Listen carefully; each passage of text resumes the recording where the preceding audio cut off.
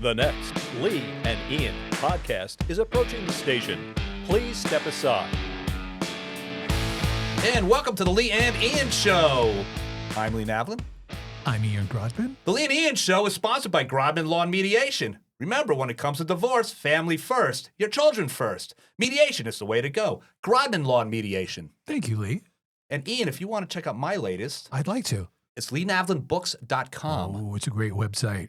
When I'm not recording a podcast, Ian, I am writing books. Some good ones, too. Thank you for that, and they are all available on LeeNavlinBooks.com. And they are wonderful. I recommend them highly.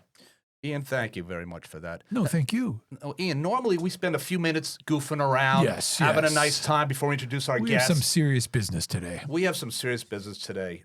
Renee Macklin Good, a Minnesota mother of three, was killed in her car by an ICE agent. A Venezuelan man was shot in the leg just miles away, again by an immigration enforcement officer. Yep. President Trump is threatening to use the Insurrection Act to put an end to the protests following these shootings. Yep. Our guest today is Catherine Reilly. She's been an immigration attorney for nearly 2 decades who has been following all this frightening unrest. Catherine, welcome to the Lee and Ian Show. Thank you for having me. Catherine, where do we start? I mean, the news, we were just talking about this before we went to air. It's scary. You watch the news today and you're like, what country am I living in? What decade are we living in? Is this Yep. Germany? Is this the 1930s? Right.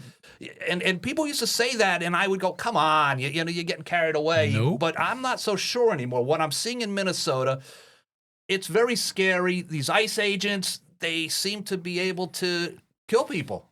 Now, you're an immigration attorney for years and years and years.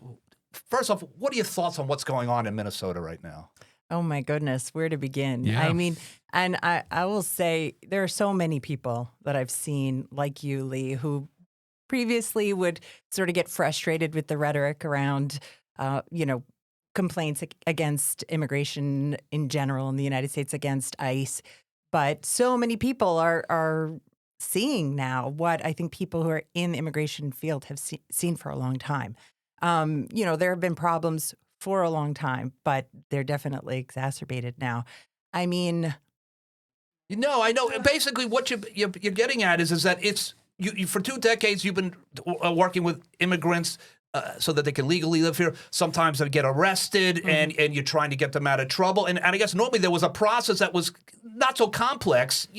Obviously, if you break the law, and there's a good chance you might not be here much longer. But now it's a case of where they're not breaking the law. They're not doing anything wrong. They're getting pulled over in their pickup trucks, going to work to do the jobs Americans don't want to do, and right in there. Exactly. And that's it. And that's what the law they broke was that they got caught being here. right. Absolutely. That's true. I mean, you did see it in the past. So I will start by just adding the layer that I have been in immigration for a long time. The bulk of my immigration experience is actually in the government. Okay. So I worked for a very long time for USCIS, which is the benefits arm of immigration. And I worked for a relatively short period of time as a trial attorney at Immigration and Customs Enforcement, otherwise known as ICE. So I was a trial attorney. This is prior to Trump 2.0. Today's ICE. Today's ICE. Yeah. So it was during the Biden administration. I was a trial attorney at ICE. So, And you were also an asylum officer, I was weren't also you? an asylum Right. officer. So you're very familiar with how this all works. 100%. And so I, over the years, worked very closely in many respects with enforcement and removal operations at ICE, which are the people that we see outside in uniforms on the streets. Okay.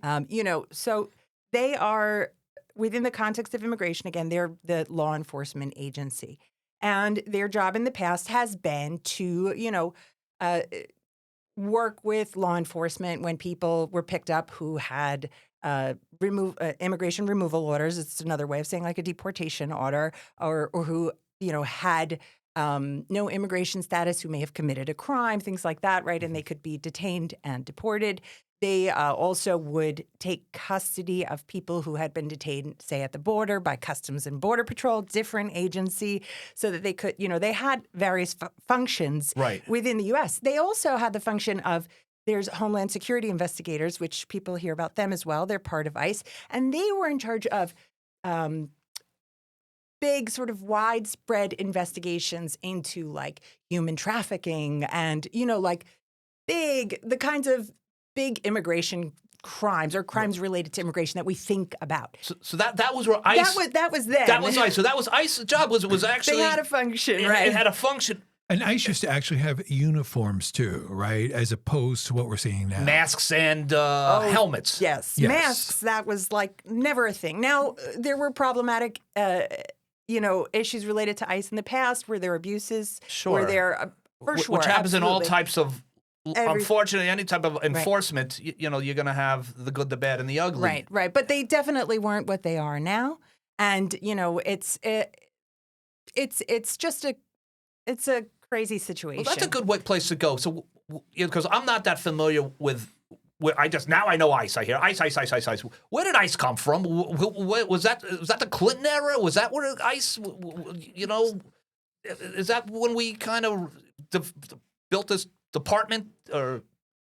So no, generally, I mean, there was a small immigration enforcement that was under INS, which is like the legacy immigration agency that was part of the Department of Justice. Okay. Up until right after 9/11. September 11th, right. So 2001. So soon after 2001, it was around 2003, 2002. 2002, Was it 2003, sometime around then, when the Department of Homeland Security was created, and that took all the functions of immigration out of the Department of Justice and put them into this new agency. Right. And then when they did that, they expanded them incredibly and like had basically 3 arms. So it's like Customs and Border Protection handles the borders. ICE, is law enforcement on the inside related to immigration. And then USCIS, which is like the benefits arm of the agency. And, even in those days, there was a lot of objection to this because it that exponentially increased the amount of like enforcement involved in immigration. Immigration is not criminal law. Immigration law is not criminal law. It's civil law. Right. And it is was this crazy thing even 20 plus years ago when ICE was created that you should have this incredibly large enforcement arm to enforce civil law. In the past when there were violations of immigration law or when there were violations of civil law, that was handled as, civil law matter. violations Right. are, right? Like you had immigration judges, you had other ways to handle that through the Department of Justice. And but there was no reason for mass immigration detention. There was no reason for mass, grabbing people on the streets. Yeah. So it was a problem even then. It was just part of a culture of fear that was like spreading, expanding this arm of immigration.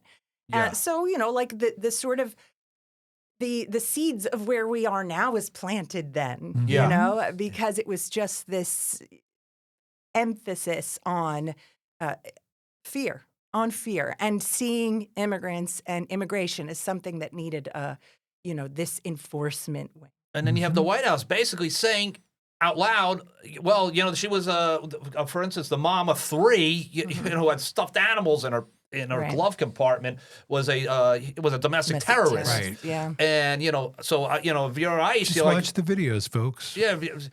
What were you thinking, both of you? Question both of you. When that video came down, what were your thoughts? Because Ian, by the way, you practice immigration law also. That's true. Not as much as I used to. Kate is the real immigration attorney right now, but yes. Yeah. Yep. So Kate, what were you thinking when you saw that? I mean, as a lawyer, as somebody who's been involved in this department, were you able to kind of, look at it objectively? 100% no. I will say Yes, that too right off the hard. bat. I couldn't. When I saw it, I just cried. I'm horrified. So But, right to you, who's been this was as bad. The rest of us, you might say, well, I know people I know on the right. The left just gets carried away, and she was trying to drive away. The thing is, if you look at these videos, Lee, the moment before this woman was shot and murdered by an ICE agent, she very compassionately looked out the window and said, It's okay, dude. I I'm don't not hate mad you. at you. Yeah, right? no, it's like something like a hippie in the '60s might have said Right. when they were, she was just there to just an act of compassion. Please, what are you guys doing? And Well, I will felt- say though, before I even saw that Mm-hmm. particular video, like I saw the shooting before I saw that. That's right. Yeah. But I didn't even need to hear those. I don't think you need to You hear don't. those words. Right. Even if she was saying to him, Yeah. F you, man. Yep. There is no, this is like Yeah. anyone who's ever worked with law enforcement, whether like, however you feel about law enforcement, Right. you understand, like for them, they have training. That's they right. Any law enforcement officer. There's limited training now also. There's That's a limited whole training. other story. Well, that's a whole. Yes. Yeah. I mean, they have trained. They're not. It was very obvious before you ever heard what she Yep. said that was not No. protocol. Right. That was not A death warranted. sentence That was that not was warranted. not. Yeah. I mean, even if she was cursing him out, she wasn't. She was wasn't at very all. obvious she wasn't out Yeah. trying to harm him with that car. Yep. There was. No. She's turning the wheel to the right. I mean, why he's standing in front of the car. I've been pulled over before. The cop doesn't stand in front of my car. He wasn't- comes to the side of the car. The other guy she was trying to be dragged out of the. By the way, He can I wasn't just in do- front of the car. you Like, can- let's get that straight Yeah. too. He wasn't in front of the car. Yeah. He was by the corner of the car, coming around the car. Yeah. Yeah. Yeah. Why he would, but that's a good question for both of you. And Kate, Catherine. You like to be called Catherine? Which do you No, prefer? either way. What do you like I to almost call call you fine. Kate. Okay, yeah, you Yeah. call it Kate. Yeah, so Yeah. Catherine, my mother-in-law, she goes like Catherine. So, but Either way is fine. Either way. Can I just drag? The guy was trying to drag her out of the car. No, she was absolutely not. So that I mean, that first off is against the law. 100%. I mean, the same rules that apply to any law enforcement Yep. applies to ICE. Yeah. There are no special, considerations, no special rules for them. And believe it or not, even though, there are rules. Yes. There are rules for law enforcement. There's protocol. They're supposed to de-escalate situations. They're Yeah. trained to de-escalate situations. It's just, and people who know more about it than I do, people who are in law enforcement, have commented on this Yep. video that like it is just common sense will tell you, but if you actually know the protocols, like just watching the video, there's no way that you could say That's that right. this was standard protocol. And who in their right mind, just common sense wise, would shoot somebody who is driving a vehicle? In what world would that make Right. people safer? Anyone safer? Right. Even if that was a quote unquote bad guy, Yeah. right? Yeah. He You was take out the car, right? You disable the car. Exactly. You don't, right. It was. I don't know how anybody from Trump on down in that administration to our right-wing friends or whatever you want to call them that live in the United States think that this is justified. I But don't- also to I your don't question understand that. initially too, Lee, and Kate started addressing this, any kind of enforcement officer cannot just walk up to anybody in a car and just grab them out of their car or demand that they get out of their car without any just cause for doing so, without a warrant. It's just not permissible under the law. It's a complete violation of the law. These are Gestapo tactics. So is what they could he are. have done? Let's say she's blocking the roadway. They need to get by because they're on a mission, and they feel that she is, she's presenting a problem for them in accomplishing their goal that day. What should they have done?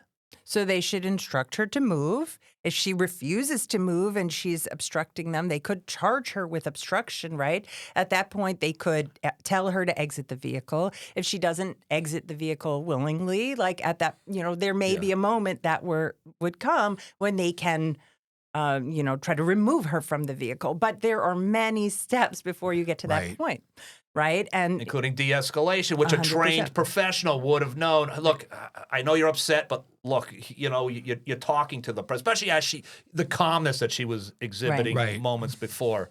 this is somebody acting in anger. This Yeah. is not somebody That's it. acting to advance a particular goal, right? We needed to get by. We needed her to move. So therefore, I was interacting with her so that she would move. That happens. Sometimes law enforcement encounters people who Yep. want to be obstructive or things like that. They are trained in how to deal with Right. that. That's not, There were he certain wasn't, steps to take. Right. or Now- should be anyway. Right. Should be trained. Now, as more Americans take to the streets, perhaps because of this, obviously because of ICE and Trump is threatening other cities, this is probably going to happen in other places, and more of us are going to get out there and say, not my backyard, you're not going to do this here. So I guess, what can we do? What do we do if ICE approaches me or approaches you, Ian? Or what do we say? Is there something we could say to make it clear that we are not? I'm an American citizen. You can't do this. What's protocol to protect yourself from being the next victim? Well, anybody, U.S. citizen or not, can exercise their right to not speak to ICE. You could say, like, I don't want to talk to you. I don't want to talk to you without an attorney. If you are a citizen, you're not required to carry proof of your citizenship, and they're not required. They are prohibited from demanding that you show them proof of your citizenship. I mean, the difficulty there, as we've seen, is that sometimes now citizens have been scooped up by ICE, right? Yeah. So from a practical, from a legal perspective, they're not required to have proof of citizenship, but you may find yourself in a situation where you get detained. Now, of course, once you're able to then produce evidence of citizenship, they have to immediately release you, but it's not a great situation. For people who are not anything up to and including legal permanent residents, otherwise known as green card holders, you are required to have some kind of proof of your immigration status on you, but you don't just have to hand it over if anybody asks you a question. Who should have immigration status on them? Paperwork, proof of their immigration. No, this status. would be if they're not anyone a who's citizen. not a citizen. Anyone who's not a citizen, Right. but is here legally. Or just here. Is in an in-between status, say, or not status, but like A student, maybe, a visa, whatever it is. Right. That's considered an immigration status, yes. Yeah. So you should have some kind of evidence of that. And if you are in legal status, you should have some evidence of that. There are people who are here without documents who are in the process of trying to get some kind of status. So they may have applied for asylum or something with immigration, with USCIS. They will generally have something showing that they have a case in progress. So they might have a work authorization connected to their application. They can show that to show that they have like an ongoing process, that they have a currently valid work authorization. They can show that they have a receipt notice from USCIS the receipt notice. or from, if they're in immigration court, they should have some document from the court that shows that their case is with the court. So they can have a copy of their paperwork from the court to show that they have an ongoing immigration case. Gotcha. And that's the thing, Leah, is a lot of people don't realize there are so many people who are in the country now who are in process of legalizing or correcting their situation. And these people are really in limbo. And it's so important for them to be able to demonstrate to the ICE officers that I do, in fact, have an application that is pending with USCIS, right? And I tell all my clients, because my clients are more people from applying through USCIS, carry a copy of that receipt notice with you, like laminate it, shrink it down, put it in your wallet, have it with you at all times. It's very, very important. There was a simpler time when I would tell people to take a picture of it and just have it on their phone. And I would never tell anybody to do that now, because you don't want to hand your phone over because suddenly they're flipping through all your stuff. Yeah. So, Catherine, I don't know if you know this. I know Ian does. I have a lot of fans. A lot of people dig what I do. And I like to reach dozens. Dozen. Yeah. When I have an important guest on, I like to reach out to my fans and ask them, are there any questions that I should be asking our guests? This is the specific topic. So all these questions come from my mother. Okay, so anyway, I love it. But she has some. She wanted to know: can ICE go into schools and private property? She has someone who works here who's legally entitled to work here, but she's worried that one day someone's gonna bang on the door. She's in Florida. Think of ICE like they're vampires. They can only come in if you invite them in. Yes. Okay. Unless they Sure. have a judicial signed warrant. Right. But they have to show you that they have that judicial. They have to identify themselves. They have to show you their identification. And they have to show you a judicially signed warrant with the name. So that's a warrant signed by a judge, not signed by an official at Department of Homeland Security, Okay, so not that's be a signed by judge. their Yeah, a real judge. supervisory deportation officer. No, it has to be signed by a judge, and it has to have the name of the person that they're seeking who's inside the property. And in that case, but actually, you don't necessarily have to let them in. Like you'd have to turn that person over to them. If that person refuses to leave the house, you may need to allow them entry for them to come and get the person. But if they want to come in and like search your home, just like with the criminal proceedings, they can't just do that, right? Like they have to either have The signed warrant. a signed warrant. I mean, there are rare instances when they can, with probable cause, if they think that there's immediate danger, that kind of thing. But like the bar for that is high, so you certainly do not have to. And if it's just a matter of them, you're home alone, and they come up and they knock on the door and they're like, "We suspect that this person is in your house, but they haven't given you any warrant or anything," like you 100% do not have to open the door. And I think for someone like your mother, she could call the regular police and tell them, and just be like, "Listen, these people haven't shown me any documentation, and they're outside my house banging on the door, and I'm afraid. I want you to come here and deal with this." And also, to your part of your question, Lee, under the Obama and Biden administrations, there were protocols in place where sensitive areas would not be permitted for ICE to enter and conduct any kind of investigations. Schools, churches, hospitals. In New Jersey, some of the bills that were before the legislature this week were putting that into place, that law enforcement was not going to be permitted to go into these sensitive areas and conduct these kinds of raids or searches or anything like that either. Under the Trump administration, that is all out the window. Right. Okay. Yeah, that's just a different country, different time, different place. Can ICE arrest those that have permits and are legally permitted to work here in the United States? So can they arrest a person and then say, "We're going to get to the bottom of this after we arrest them. We don't believe your documentation is forged. It's not you." But I mean, if they've committed a crime, right? maybe. If they've committed a crime, okay. Right. Yeah. So even if okay, so I'm here legally working. I've committed a crime. But, You're here legally, so the crime has to be what we would typically look at as a crime. But ICE right? doesn't have to go to the police. Or police. That's not a local police department. That's what it would typically be. But things have changed. Yeah. well, but even in the past, so ICE has access to criminal databases, and somebody can be flagged by criminal activity, and then if you are jailed for a criminal matter, I mean, including something like DWI, or I've seen many people over the years who ended up in immigration detention because they were processed, and then ICE came to county, and when they got released from county, they scooped them up and put them in immigration detention. And also, what we're seeing a lot of now is.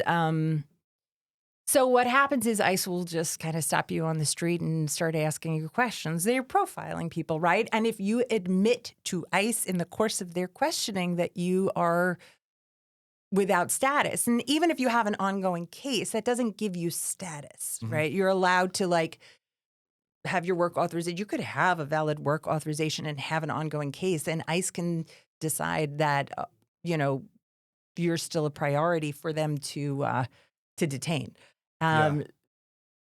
Why they're doing that, goodness knows, but they are, right? That. They And have that's what we set see these going on in arbitrary. court. In immigration 100%. court now all the time. People are reporting as required by the judge to and then come they're to just court. and they're picking them up and at ICE the is picking them up in the courthouse. at the courthouse, right? At the courthouse, right? At the courthouse. So they've shown up for like a preliminary hearing. There are these hearings called master hearings. They show up for their master hearing to following the rules. follow the rules, Exactly. find out okay, what's going to happen next? What do I need to do? I need to file this by this date. I need to whatever, and then I need to come back to court. And then they're on their way back at the door with their hearing notice for their next hearing, and ICE is waiting in the hallway and grabs them and put them in detention. That's happening often, frequently now. Or, we hear a lot of of cases, and I personally have worked with people who have exiting, they're a block away from Home Depot, and ICE, stops them and says, oh, so, they start talking to them, they put pressure on them, and then according to ICE, the person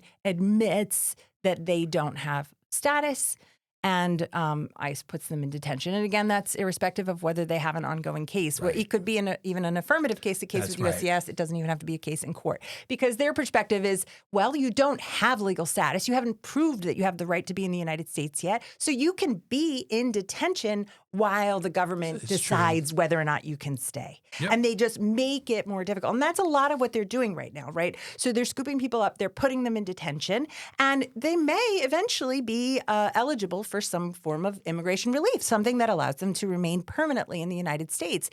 But ICE is saying, well, that's fine, but you don't have a right to go live a regular life while that's happening. We're going to keep you in detention until that decision is made. Now, in the past, that would happen, and people could ask for a bond hearing, immigration bond hearing. And similar to criminal bail hearing, right, you have to establish that you're not a flight risk, that you're going to show up for your future court hearings, and that you're not a danger to society.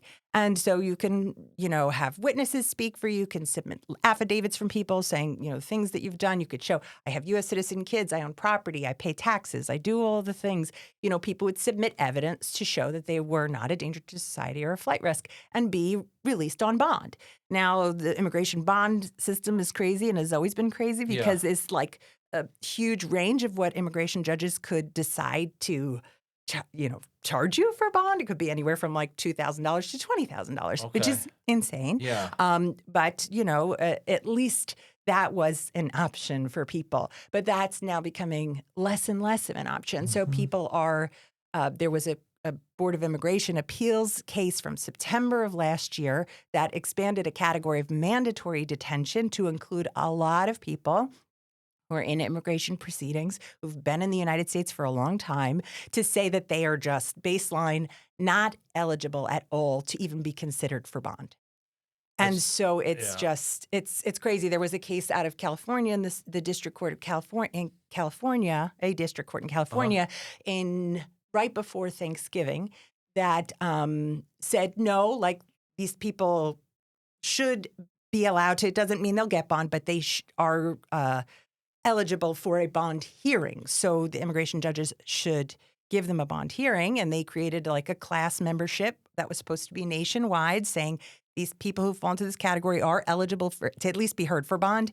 But the latest memo that was, released from the Department of Justice, from the chief immigration judge, is that their orders, the immigration orders, immigration judges' orders from headquarters are that is not a nationwide class membership, and that everyone outside of this, California, it still falls into this category, and therefore can't get can't even get a hearing for immigration bond.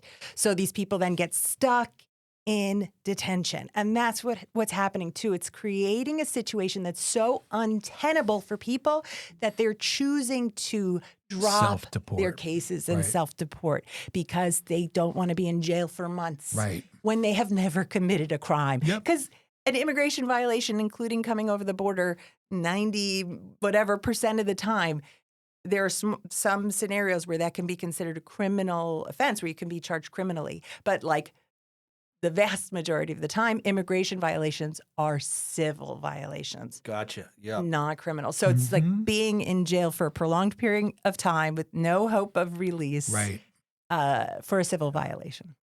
Again, so we're speaking with Catherine Reilly. She is an immigration attorney. Now, you have you're in New Jersey and New York. You have license to practice in both of the states. You're a local SOMA mom as well. That's correct. So, and you know a lot about all this. So she does. Yeah, Ian, I think she knows more than you do. Actually, She does. She's an immigration attorney too. She does. But I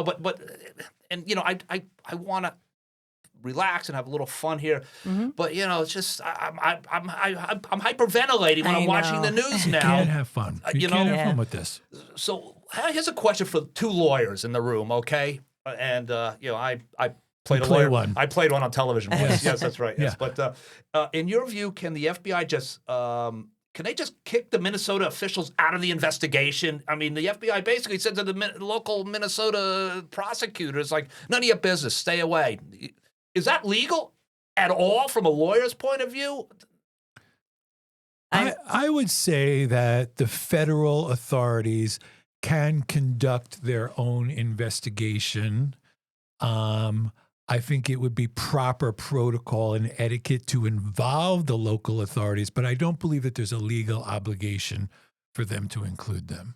Wow. I think that's right too. I do think, though, it's like, just to be really basic about it, it's dumb not It's to stupid, include law right. enforcement, local law enforcement. I mean, they have access to information. They sort of understand things in ways that outside agents couldn't possibly. That's so right. it's like, historically, you would not deliberately put up obstacles between cooperation between That's right. State and federal agencies, unless there was like some really...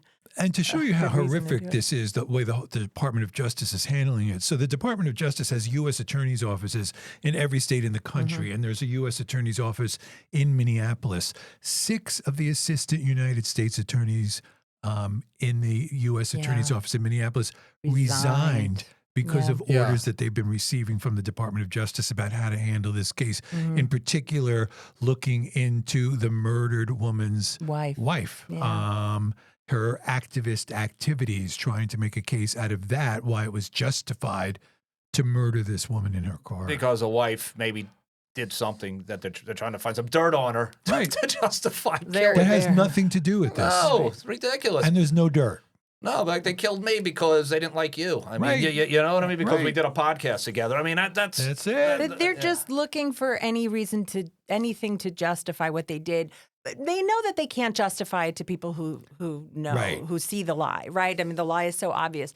But they want to give more meat, I think, to the people who still continue to hold on. That's right. Yeah. Right? So then they can create a narrative in their head that, this is an agitator, so therefore they deserved it. Or this is a person who's not like me. This is a person who's a troublemaker. And so, so they deserved it, so that they can make themselves feel better about what's happened. The mayor of Minnesota, mayor of Minneapolis said something very interesting when he was being asked about crime in his city and it's out of control. And he said, we've had 2 murders this year, and one was committed by an ICE agent. Right. Ian, before we went to air, you were talking a little bit about how many ICE agents are on the ground compared with... In Minneapolis right now, there are over 3,000 ICE agents on the ground. The Minneapolis Police Department is less than 1,000 officers. I heard like 600, I think is I thought what it I was 7 something. Yeah. And one murder this year, if you take away the one that ICE committed, and that's what we've got on the ground there. And people are wondering why the health insurance costs are going through the roof, and why the cost of goods is going through the roof, and the government's. This is where his. And the thing is, people peacefully marching in the streets about what's going on, and there's going to be some people who are yelling because people are upset, or people who are angry. These are not violent protests. Right. These are not roving gangs. And if they're yelling and if they're screaming and if they're cursing at ICE agents, they have every right to do that. Absolutely. There's no It's scenario America. that's freedom of speech, right? Freedom of expression. They have every right to criticize. And criticizing your government, it's a fundamental part of being American. That's why we have this country. That's why we have the United States, right? Years ago, my car got towed in Hartford, Connecticut, and I had to go pick it up from the towing place. And when I was in there was a guy ranting and raving. He was upset they towed his car. They ripped the bumper off or whatever, and he was screaming and yelling and threatening them. They called the cops, and the cops showed up, and the people that towed wanted the guy arrested because he was yelling and screaming. And the cops said, quote unquote, I can't arrest him for being an asshole. Right. You know? Right. And just so you know, Ian, that was not my car, the bumper. Good, I was not the one yelling. It was actually somebody else. I'm But sure. that was. But I remember that specifically. That's the law. Yep. And this is what we saw. Okay, so the mom, the wife is running around with the phone and big boy and whatever she was saying. All right, she was being. If you want to say she's being an a-hole, whatever. doesn't give the cop the right It to. doesn't. Yeah, he lost his temper because of that. Right. You know. One of my favorite, I'll butcher it, and I'm blanking on the name of the Supreme Court justice who said it, but it's like, you don't have to like what they say, but you know, I don't have to like what you say, but I'll defend to the death your That's right right. to Your say right to it, say right? it. I mean, it's just Well quoted. You didn't butcher it. Yeah. I got the quote right. Yeah, yeah. I forgot the who to attribute it to, but you know, it's just.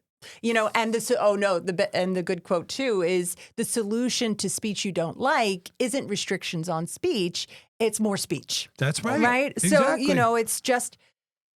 You know, I mean, it's understandable. This is a very human reaction to, Right. you know, hearing people say, and I think we've seen a lot of that in recent history. We don't have to get into a lot of examples about it, but like, it is normal to feel upset when there are people out saying things that you don't like.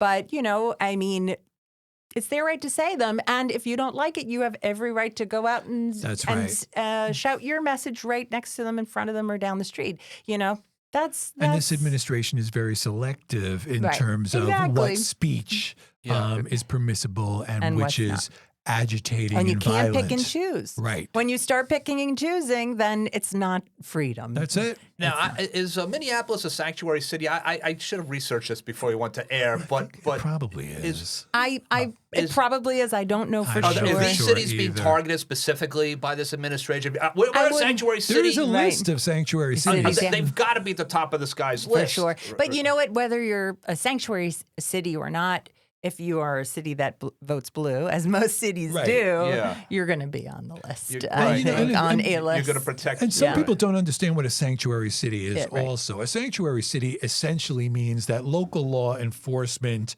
and local municipal resources are not going to be used to assist federal agents who are conducting these activities in your cities. It doesn't mean that you're saying, you're a murderer, come and live here, we'll take care of you. Right. It's not that at all. Right. Okay. And there are many practical reasons to do that, right? First, you Absolutely. need your local law enforcement to spend their resources on their own law enforcement activities and not dilute them. One. And two, you also need people who live in your community to have a certain amount of trust That's in right. local law enforcement. You do not want to create a culture where people are afraid to go to law enforcement, not because they committed That's a the crime, most like important to thing. report crimes, Yep. right? Right, sure. So you have then these, you create the environment for like shadow communities where people, and that makes everybody more vulnerable. That makes it harder for police officers to actually investigate and solve actual crimes Yeah. when they do occur, because people are afraid they're going to get in trouble. They're going to be detained by immigration. They're going to be whatever. And so they don't report the thing that they saw. Right. Right. And that's where the priority needs to be. It has a chilling effect on actual law That's enforcement. right. It absolutely does. And people should know that Maplewood and South Orange are both sanctuary or welcoming communities. Yep. Okay. So I'm protesting. I get myself arrested, being, as the tow truck place, being an a-hole. Would it behoove me to call an immigration attorney, or you could still deal with a good old fashioned, just because of the complexities of what's going on right now? I mean, I guess that's my first question. My second question to you, Catherine, is I know someone. I'm married to somebody who is, here with a green card or is here, what happens? I call you. What's the first step? I guess. What are you doing? I call you my wife. They took my wife. What happens? So if you're a U.S. citizen, you're, you're not really going to call an immigration lawyer. Okay. You're a U.S. citizen. Now, I mean, if you're a naturalized citizen and you had an immigration lawyer who helped you with that, who has access to your paperwork, who can help you to get evidence very quickly to ICE, who already understands how to navigate their system, it might be helpful to have an immigration lawyer on deck, because they kind of who can just help you to get your paperwork to ICE to let them know that you're a citizen, because ICE has no jurisdiction over U.S. citizens. Right. If you can establish you're a U.S. citizen, they can't do nothing. Right, okay. If you're arrested, of course, by by regular police, that's a different story. Right. But if you are anything less than a citizen, so green card holder down to a person who's completely without any kind of legal status at all, then yes, you can call an immigration lawyer. Now, you don't have, like in criminal proceedings, you have the legal right to representation. The government will provide you with an attorney if you can't afford one. That doesn't exist in immigration, right? You have the right to hire an attorney if you want to, but the government doesn't have to provide you with an immigration lawyer. Right. They don't have to pay for it or anything. So that's something you have to do on your own. So if you're at all concerned about getting detained, it's good to sort of have contact information for an immigration attorney if you have one, or at least, just, kind of do some research, find a couple of immigration lawyers that you could potentially reach out to and leave their business cards in your wallet or with a family member. Like Kate Reilly, for instance. Kate Reilly, if you want to. And your website, by the way, is? ReillyImmigrationLaw.com. Reilly, and that's Reilly immigration. I had to think about it. I'm like, what is my website? You don't check yourself out that often. I mean, I should. It was just that. So it's ReillyImmigrationLaw.com. ReillyImmigrationLaw.com. And this is a great attorney, everyone. And I got to tell you something. We're off the air. We've met Catherine a few times, and Ian and Catherine, when they talk, and the three of us, it's basically them talking and me just kind of not under, because they use big words that I don't understand. And you understand. Well, no, it turns out they were abbreviations. So you guys use words with like these abbreviations. This is the problem. We were talking about FOIA the other FOIA, day. yeah. Freedom of Information Act. Yeah, right. So I'm like FOIA. I'm like that. I'm trying to Google what that. Like foil. Hey, But anyway, so that's the type of thing when you're around attorneys, ladies and gentlemen. Oh yeah. And just to follow up on what you asked Kate, what she was saying before. So very often, even in the local municipal courts, if you are pleading guilty to a low-level offense, because that's what we hear in local municipal courts, the judges will tell you that if you are not a U.S. citizen, if you are a green card holder, if you have a case that's pending, speak with an immigration attorney before you enter the plea of guilty, because you want to make sure that it's not going to have any long-term consequences for your case. Right. Yeah. Absolutely. Yes. And your advice to, I guess you kind of mentioned it a little bit, but we've talked. Ian, your son Carlos is an American citizen. Yep. He's every right to be here, just like the rest of us, obviously. But you've had conversations with Carlos. That's it. He carries his U.S. passport card with him all the time. I've explained to him this is the way that you answer a question and like take the passport card out of your pocket, out of your wallet. Sad that this is it's horrible that we have to have that kind of conversation, but we do. Yeah. Where are your papers? I mean, right. It reminds me of stories my grandparents used to tell me. Right. That their parents. In the old country. In the old country, yeah. And here we are, 10 soldiers and Nixon coming. Yeah. And I did want to say, because I was talking before about how difficult it is for people to get immigration bond now, I will say, though, it's not impossible. And so, there are more obstacles for sure. And there are more obstacles to being successful in court. But that doesn't mean that, defeat is guaranteed, right? Okay. Like you can still win, you can still be granted. I'm still having clients who are getting their green cards, who are naturalizing, who are winning their cases in court. They're winning immigration benefits. It's happening. It's just there's this climate of fear that exists, full of fear.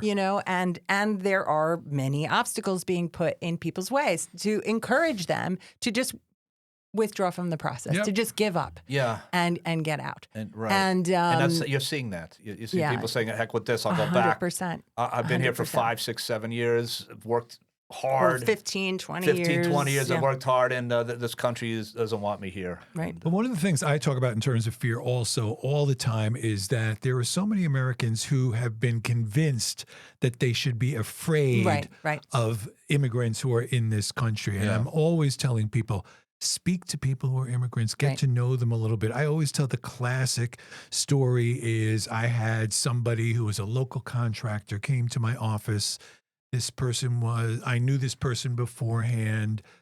He is far more conservative than I am politically and had views in lines with what this administration is pushing about immigration.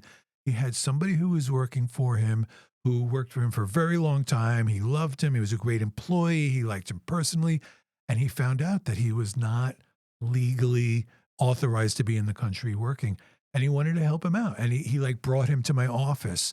And I think that was an important lesson because he understood these people are not who they are telling you that they are, right? These are people just like you and me. And it's so unfair though that it has to be. It's like only when it touches your own life can you open up your humanity and understand. That's it. You know, like just statistically, immigrants are much less likely to get. I'm not saying that there aren't immigrants who commit crimes, but immigrants are much less likely to commit crimes than native-born Americans are. Significantly less. Yeah.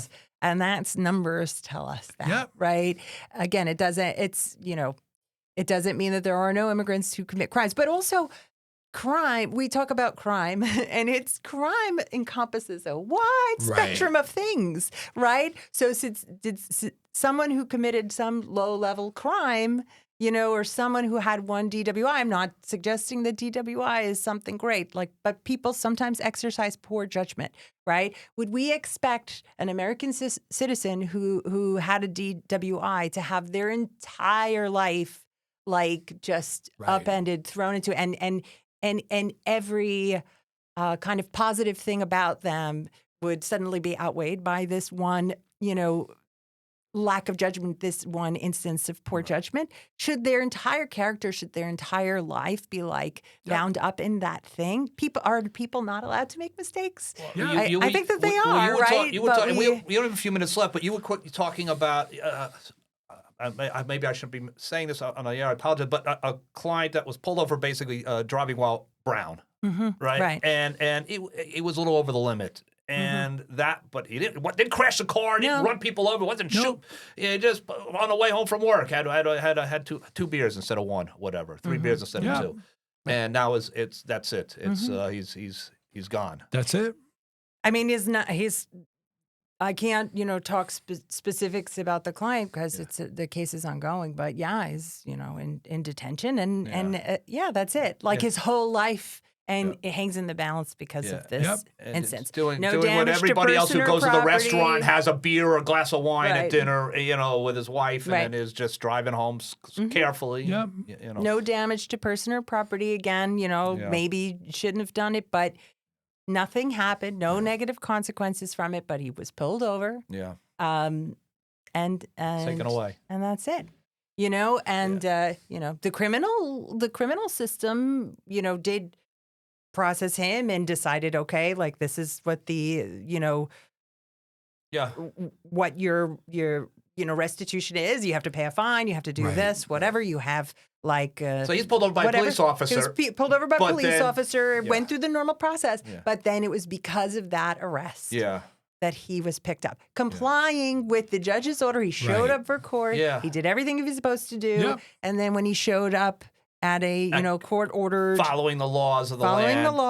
They were waiting for him and they picked him up. This is awful. And it's happening all the time. It's so gross. It's happening all the time. Well, Catherine, Ian, I guess we should wrap things up. I think we should wrap things up. Okay, so Catherine, you're the best. Can't thank you enough. Thank you, Kate. And Kate, what was your website again?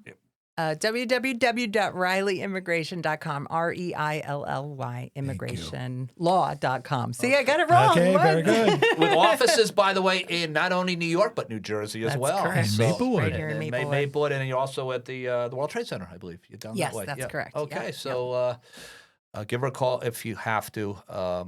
This is someone that's going to go to bat for you. So, okay, so Catherine, thank you so much. Thank you. All right, the Lee and Ian Show. Until we do it again, good night, everybody. Good night.